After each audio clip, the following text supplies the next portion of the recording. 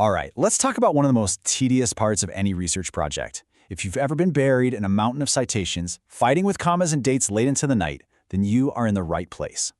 We are going to tackle that chaos and show you a way smarter way to work. So first, let's just all get on the same page and talk about a problem that is, I'm sure, painfully familiar to a lot of you. I'm talking about the total chaos of doing your references by hand. You've been there, right? That sinking feeling in your stomach when you're proofreading and you realize you've been using a comma where you needed a period for every single entry. Or you have to renumber your entire list just because you added one more source at the last minute. It's just so frustrating. And it's not just one little thing, is it? It's this whole perfect storm of headaches. You're juggling all these PDFs and notes, trying to remember the picky little formatting rules for APA, then for MLA, then for Chicago style. And just when you think you're done, a professor or a journal asks for a totally different format, and you have to start all over again. It's a huge drain on your time and your mental energy. You know, this quote from a researcher in our source material just hits the nail on the head. It's hard work, and it takes up so much time. Time that, let's be honest, you could be spending on the actual research, the writing, the thinking, the important stuff. But what if I told you there's a way out? A way to escape all that chaos and get those hours of your life back? Well, there is. Let's dive into a much smarter way to handle all of this. The answer is reference management software. Basically, these are amazing tools specifically designed to automate this whole messy process. Think of it like a personal research assistant that lives on your computer, just waiting to organize and cite everything for you. And that's the bottom line. These tools take that manual, soul-crushing, error-filled process we were just talking about, and they make it simple, automated, and accurate every single time. Honestly, once you start using one of these tools, it really feels like you've unlocked a set of research superpowers. It's not just a small improvement, it's a total game changer for how you work. So let's look at what these superpowers actually are. First, you get incredible efficiency, just clicking to insert citations. You get accuracy, because the software knows all those tiny rules so you don't have to. You get consistency from the first page to the last, and all of that adds up to a massive amount of time saved. But here's the big one, scalability. For a huge project like a thesis, these tools can handle hundreds, even thousands of references without even breaking a sweat. It's a lifesaver.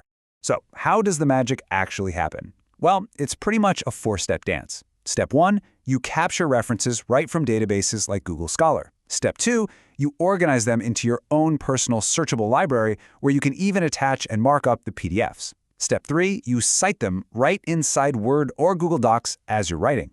And then, the grand finale, Step 4, you format your entire bibliography with one click into pretty much any style you can imagine.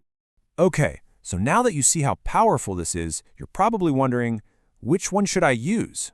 Let's take a quick look at some of the most popular options out there. You've got some really solid choices. Zotero is a huge favorite. It's free, it's open source, and it's super easy to get started with. Then there's Mendeley, which is awesome for managing all your PDFs, and this is a big one for teams. It has great collaboration tools for sharing sources. And then you have EndNote. It's a paid tool, but it's an absolute powerhouse and pretty much the industry standard in a lot of professional research fields. But, talking about it is one thing.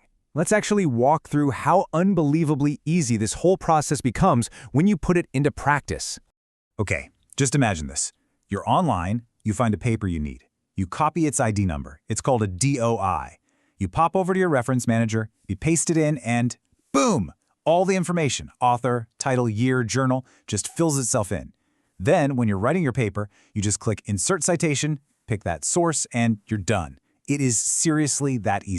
And right here, this is the payoff. This says it all. On the one hand, you have the before, what you typed by hand, probably with a few little typos or a missed comma. And on the other hand, the after, the automated version. It's perfect. Every parentheses, every italic, every single period is exactly where it needs to be.